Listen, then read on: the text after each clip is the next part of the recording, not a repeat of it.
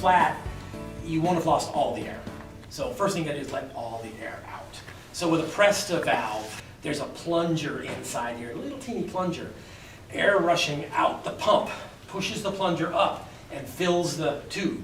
As soon as the pump has finished pushing air up, back pressure, whatever you've managed to put in the tire, pushes the plunger back down. Let the rest of the air out of your tube by unscrewing the knurled knob. There's a clue that you're supposed to touch it because it's knurled for texture, right? So touch it, unscrew it, and depress it to lift the plunger up and air will shoot down. And then we get to this funny thing here. This valve nut does not belong on this rim. This is how powerful inertia is. This doesn't belong on any bike in our store, actually. And yet it still comes on every single inner tube, well, almost every inner tube we sell. These threads that are for that nut, when you throw your pump on and then rip the pump off, it does act like a file and munches up the grommet. Now that we have a bottom and a top to the rim and the valve stem passes through both walls, it's supported. So you don't need that valve nut. Most people use it as a valve extractor.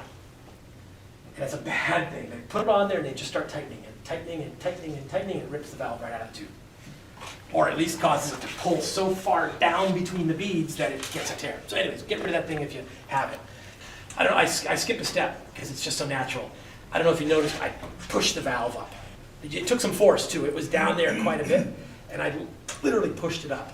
Because what I'm doing is I'm pushing the valve. Let me get a tube to show you what I'm doing. So here's what happens if you do not push the tube deeply up into the tire. They put a little reinforcing patch right where the valve stem comes out. Right? It's a solid uniform tube of rubber. They punch a hole through it, stick this valve stem in, and there's a double thick, about a nickel or maybe even as much as a quarter-sized patch. If you look really closely, you can see it's a little thicker. Where it belongs, it's nicely up in the tire, doing its thing. Just a little bit of air in here.